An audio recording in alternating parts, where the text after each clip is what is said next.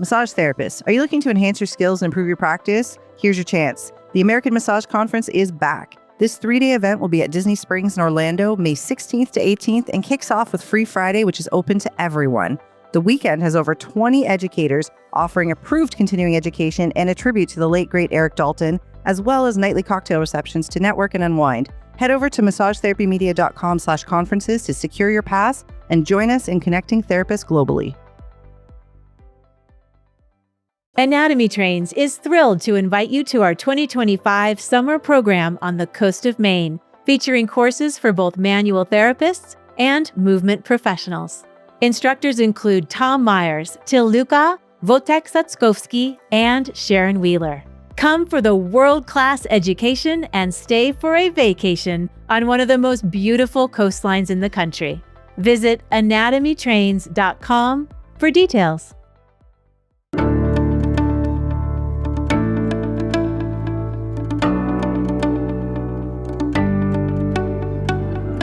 I'm Darren Buford. And I'm Kristin Coverley. And welcome to the ABMP podcast, a podcast where we speak with the massage and bodywork profession. Our guest today is Elicia Crook. Elicia is a business coach and mentor to hundreds of massage therapists, sharing the tactics she used to create her business success for over 24 years. She remembers what it was like at the beginning to get up every day and treat only a handful of clients with gaps in between, and the sinking feeling when you look into next week's bookings and see it's going to be lean. Through this experience and by making many mistakes along the way, Elicia discovered what works and who she needed to be in order to run a successful massage business. Now she takes this blueprint to her clients to build more success and passion and to drive the massage profession forward. For more information about the good work she's doing, visit healthleaderco.com. And listeners, if that wasn't enough, Elicia has a course in ABMP's Continuing Education Center called Instagram Success, a complete guide to setup and strategies, and her feature article, Build a Thriving Hands-On Practice, is the cover of the new spring 2025 issue of Massage and Bodywork magazine out now, and we're here to talk about that and her passion for helping MTs succeed. Hello, Elicia, and hello, Kristin. Hey, guys. Elicia, thanks so much for being with us. We are so excited to talk to you more about this and deep dive in, but I want to start sort of with an overall question for you. Your journey began as a successful massage therapist. You then opened your own clinic with multiple employees. You were successful in that space too. Exciting. What was then the impetus to start coaching, writing books, and focusing on helping other massage therapists succeed? I really enjoyed having business coaching myself. So I had a business coach come into my practice and help me create a great environment with my team. And I really enjoyed it. However, there were gaps in her coaching because she'd only run a coaching business. So she didn't know anything about my industry. She didn't really have massage much herself. And so for me, I was like, someone needs to teach this to massage therapists. And there wasn't anyone else at the time. And so I thought, well, okay, well, I'll do it. And so I went and did some training and coaching and stepped into the business coaching space to really be able to help other people because I just enjoyed it. And I got so much out of it, especially around the mindset side of things of how to become a business leader. What even gave you the idea to go do that? I really I could see the difference that it was making in my life and in my world. So not just in my practice, it was helping me. I had young kids at the time. It was actually helping me as a parent, helping me understand my little toddlers who were reflections of me in tiny form. It was helping me understand how to navigate the school system and kinder. And, I was actually having success in other areas of my life because of what I was learning in the business coaching space, and my business started to thrive. And I thought if I could do that for more people, that would be amazing. Excellent. Okay, let's dive in. I know the listeners want to know, in your opinion, what's holding people back from making that leap to solo practice? I think it is the fear of the unknown. When you work for somebody, if you're an employee, you're pretty much guaranteed of a paycheck at the end of the week or the end of the month. And you're like, you can bank on that. You know what your bills are coming in. You know what money you've made. when you work for yourself, there's that, I call it a UTM, or an undie tightening moment, where you're like, I'm not sure if I can do this. What if I make heaps of money one week and I don't make any money the second week? Then that can be quite daunting. And I think often that's one of the factors into going full-time into your own practice. Okay, Elicia, you've worked with a lot of different practitioners, and of course, everyone has their own story and their unique challenges and things that they're working on specifically, but there must also be some common threads that run through almost every client that you work with. What are some of the common pieces of advice or action steps that you find most individuals need to hear from you?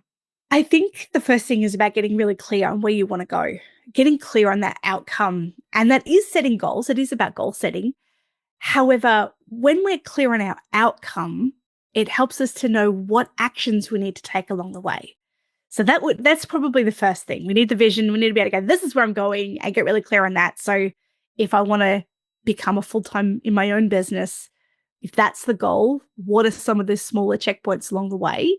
Because I think that's where sometimes people can trip up, because they're looking at the big picture and not necessarily knowing how do I break that down to bite-sized chunks. I think sometimes we can get stuck in our marketing, and our marketing might look like, I treat hyper-irritable spots within taut band of skeletal muscle that gives rise to characteristic referred pain and dysfunction. And we all go, yes, trigger points are amazing. And the rest of the world goes, I have no idea what just came out of your mouth. So we can get stuck in the jargon of what we as practitioners know to be amazing and wonderful, and forget about, again, the outcome. And this is one of the great things about on our team, my husband and business partner, he's not a practitioner. So he'll be like, what? What is that?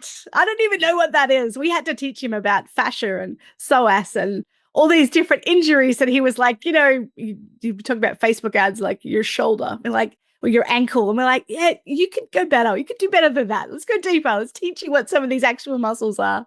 So staying away from jargon, I think, in our marketing is important. And then really understanding the mechanics behind your business. So what are the numbers? Especially even if you're not a numbers person. Most practitioners I speak to are not driven by money. They're driven by impact and wanting to make a difference with their clients in the treatment room. I have this crazy belief that you can have both. You can make money and have an impact. And I think that we have to get better at embracing the fact that we do this for money, because that's how we pay our bills. It's how we feed our families, etc. So being able to be okay with looking at the money side of things and actually set some goals around that. What would it take for me to make the leap? What are some of those smaller factors involved that I need to be able to put in place in order to be able to get where I want to go? Okay, excellent. In your article in Massage and Bodywork magazine, you talk about 3 pillars to solo success: mindset, marketing, and mechanics. Can you dive into each of those a little bit and expand upon that? So mindset for me is around thinking like a business leader and setting up the right environment, both in your business and in yourself. And that comes from knowing what it is you stand for, what are your values, what's important to you, and how can you create a business that creates more of that? Because people don't get what you do, they buy why you do it. And when we know what we stand for, people who want to stand for that will often come and see us. And your vibe attracts your tribe. You can actually attract the people in that you want to see. Yeah. In our marketing is about speaking the right message to the right people at the right time. And when we communicate effectively based on the outcomes, so what do trigger points do? They can give us referred pain. So did you know massage can help back pain? Is actually maybe a better way of phrasing the fact that we can treat trigger points, because it's talking about the problem, but then it's also talking about the solution. By the way, Massage Bodywork can help. And then mechanics is about understanding the back end of your business. So having booking software, for example, making sure that you're tracking your numbers, making sure that you understand what's your rebooking rate, what are your actual tangible key metrics in your business that you need in order to be able to run a sustainable practice for the next 3, 5, 10, 15, 20 years. So it's not just for this week, it's about actually starting to see your business in the long term that helps us be able to make a greater legacy business so that we're here for the long term rather than just, it's all too hard, I'm going to pull the pin. Do you find that the people that you're working with struggle with more on one of those pillars more than another, or it just depends when they're coming to work with you? I think that people often come and work with us because they think they need marketing. Yeah, they need to understand this marketing thing. So how do I understand social media, or do I need a website? What do I do to Google reviews? How does this work? What should I do? What we tend to find is they need mindset, because it's the mindset that changes everything. It's like the thing that gets the momentum happening. For example, one of the quickest, easiest, most free ways that we can put ourselves out there is through Facebook Lives. And yet what stops us from doing that is the idea that my phone becomes 500 kilos. And it's super scary because what will people think? What if someone gets on there and asks me what the extensions of my wrist are? Or what if someone gets on there and says something, like I've done like 400 or 500 lives and no one yet has done any hating on me ever. And I've done all sorts of topics that they could have. And your anatomy teacher is never going to be on the end of it. But that's what we get scared of. Yeah, like that's what holds us back. It's the mindset that holds us back. It's the same with looking at money. When people look at their mechanics, it's like, if I could do this for free, I would. Beautiful, beautiful goals, lovely heart in there. However, we're running a business, not a hobby. And if we're not making money, we're running a hobby. And that's one of those hard truths. It's like, well, we can either accept it or reject it. And again, it comes to the mindset. Where if I have that hobby mindset, having a great mindset says, great, well, what could I do to change it? Rather than that's where I'm going to be for the rest of my life. And I think that most people come in because marketing's the thing that they struggle with. And what we find is that we actually need all three, because they're really important, and the way that they work together, that's why we talk about the three amazing M's. I love that so much, that full 360 approach. I'm curious, a lot of times people's roadblocks are actually fears, and that could be a wide variety of fears. But what are your go-to suggestions for people who are holding themselves back essentially from making progress because of a fear? How do you encourage them to work through that? Feel the fear, do it anyway. It's really that, that's kind of the simple answer, to just be like, we have a challenge that we set our clients that we work with, which is a 30-day Facebook Live challenge. And what that is every day showing up in your business on social media for 30 days. And when we give that task in our planning, we actually put it in the mindset section.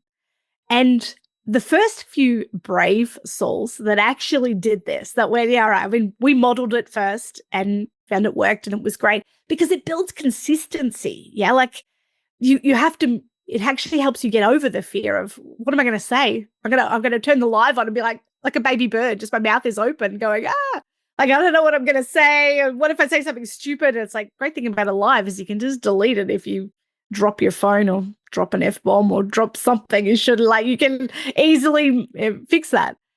And I remember talking to one of our first people to go through the process, and everyone said, how did you get the confidence to do it? And she's like, I didn't have the confidence to do it. In fact, I struggle with anxiety. It was actually taking the action that taught me to be confident. And it wasn't until about day 12 that I just had a moment of going, I've got this. And she literally, like she said, I've got this. And she threw her notes away. And the rest of the 30 days, she just showed up every single day talking. And I think that's where having a plan is really great. So you wouldn't just go to Facebook or go to social media and start filming stuff. You have a 30-day plan. You write out your topics of what you're going to do. So then there's part of that logical part of your brain is like, yes, I am planned. I am organized. This is wonderful. And then you just take action, and I think action creates progress. And that is often where the fears start to get allayed, because you're almost distracting yourself from the fear. But there is still a structure to it that just gives us that little bit of safety. And I think that is often the key. It's just like, you've just got to take action. You just got to take the action in the direction, because it's free. Yay, that's good. And it can make a big difference when we're just willing to progress over perfection and have a crack at it. Let's take a short pause. ABMP podcast listeners, are you an ABMP member? If so, be sure to take advantage of more than 50 discounts through your membership. Services include discounts on continuing education, home utilities, and cell phone service, legal fees, office equipment, and more. And if you're not an ABMP member, what are you waiting for? Go to abmp.com and abmp.com/discounts to learn more. Elicia, let's talk a little bit about the group out there listening who are currently employees, but they have that dream of starting their own practice. Many of them believe that they might have to replace their existing income fully before they make the leap. But you say that's not true, right? That's right. One of the things that I modeled in my own practice when I was working full time and sort of gradually moved across to working in my own business. And I called it the Making the Leap framework, which is where you actually, you have your goal of how many clients a week you want to see in your practice. And then you have smaller goals along the way. So let's say example, it's like if I see 5 clients a week and I'm like, yep, this is my new normal. I'm seeing 5, it's consistent. They're all coming in. This is good. And I know how and why I've got them in. Wonderful. Then you look at how you could drop back maybe one shift or one day of work and then set your next goal. So your next goal might be 10 clients a week. When I'm seeing 10 clients a week consistently for, you pick the time frame, might be 4 or 6. For some people, it might be 6 months. I need to have that lot of consistency before I'm willing to take that step back. And so you're kind of one step forward, one step back. You're actually stepping towards rather than making the big leap. They're actually smaller leaps along the way until you're seeing 15 clients a week, you drop another day. And then all of a sudden it's like, well, it's not that hard. But there's this part that you get to where you're working part-time in your employed role and you're working almost full-time in your business. And I think that this is a really important place to call out because you are often going to work the hardest you will ever work again in your life at that point. And I think you have to be aware of it. Otherwise, it's like, this is stupid, it's not working. And it's like you're just about to quit your full-time job and you're working all these just towels and clients and you're just washing stuff and you're going home and you're collapsing on the couch and you're like, oh my gosh, this is crazy. But know that pivotal moment is probably the hardest you may ever have to work again. Because once you get over that and you have left your employed role, you're able to say, okay, now I get to choose my hours. Now I get to choose the amount of clients I see. And you get to do it on your terms. And I think that there's that transition point that it's important to say. It's going to be tough, but hang in there because you're almost there. How do you overcome your skill uncertainty and the anxiety of financial instability? What kind of recommendations do you have for them? Just get as many hands on backs as possible. Yeah, like when I first started, I didn't get into the industry to work in the spa industry specifically. And here in Australia, it's not so much linked with, like I know you have medical massage and spa massage, whereas we just have remedial massage is what it's called. I know we're really hanging on those vowel sounds, massage. I know, I'm sorry. It's an Australian way we say this word. And I didn't really want to go into the kind of spa bodywork industry.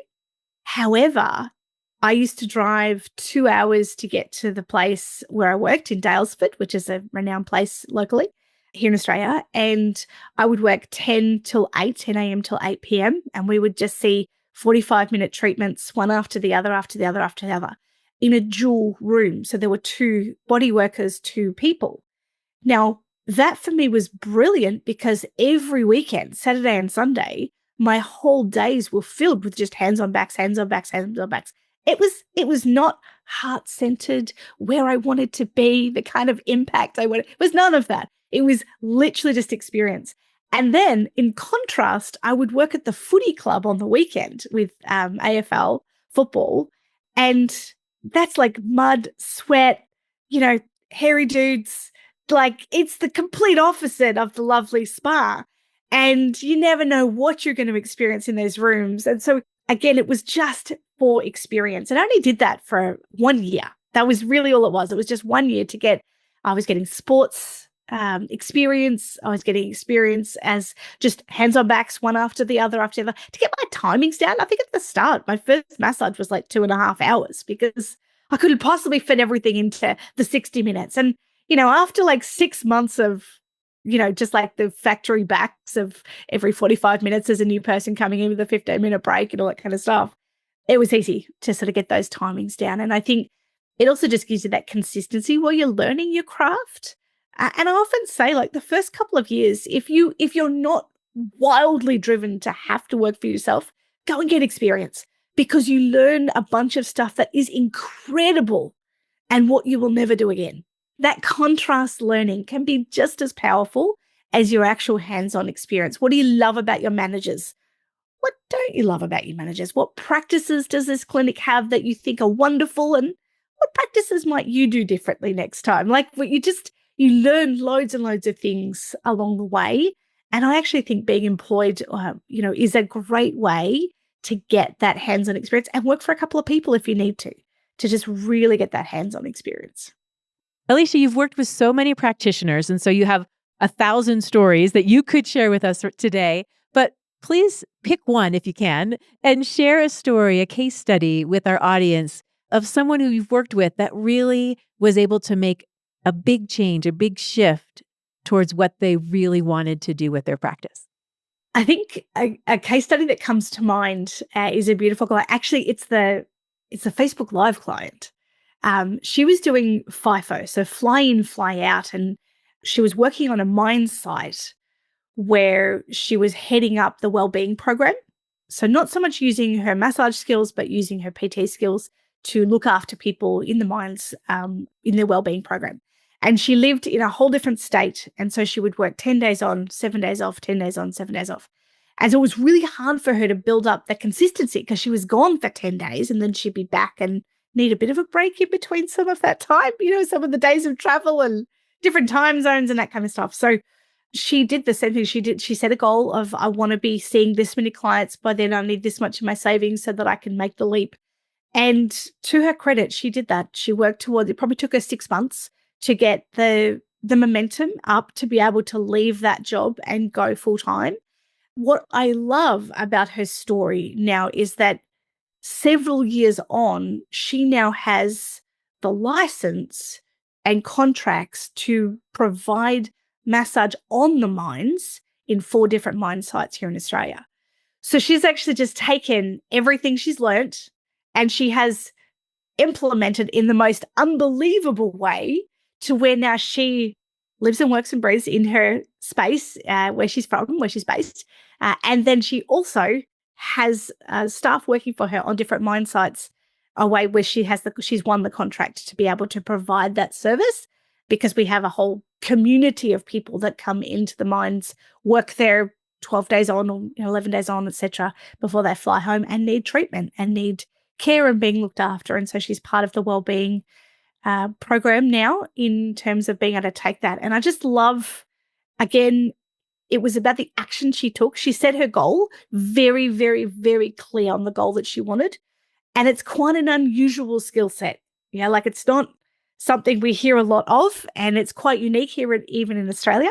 But it's a really exciting way that she is actually expressing her massage journey and her career and helping others on the journey as well. And I just love the way that she takes action and very much in alignment with her values and her goals. Elicia, as we close the podcast, do you have any kind of final thoughts for MTs out there who are ready to make that leap or thinking and considering about making that leap? Do it! Like, it's so much fun working for yourself. I think of it like a Monopoly game. You get to write the rules. You get to actually choose what hours you work. You get to choose what clients you see, what you charge, and you actually get to make that. You really can make that choice and decision based on what it is that you want and the goals that you have and the values that you want to live and work out and make a difference in a way that really resonates with you. And all it takes is having the vision, having the courage, and taking a truckload of action in order to be able to make that happen. That's awesome. I want to thank our guest today, Elicia Crook, For more information about Elicia, visit healthleaderco.com. And please visit abmp.com/CE to take Alicia's course on Instagram, and visit abmp.com/massage-and-bodywork to read her feature article. All links will be available in the notes to this podcast. Thanks, Elicia, and thanks, Kristin. Thank you. Elicia, thanks so much for being with us today and sharing all of that great information. I know a lot of people will be inspired to make the leap themselves.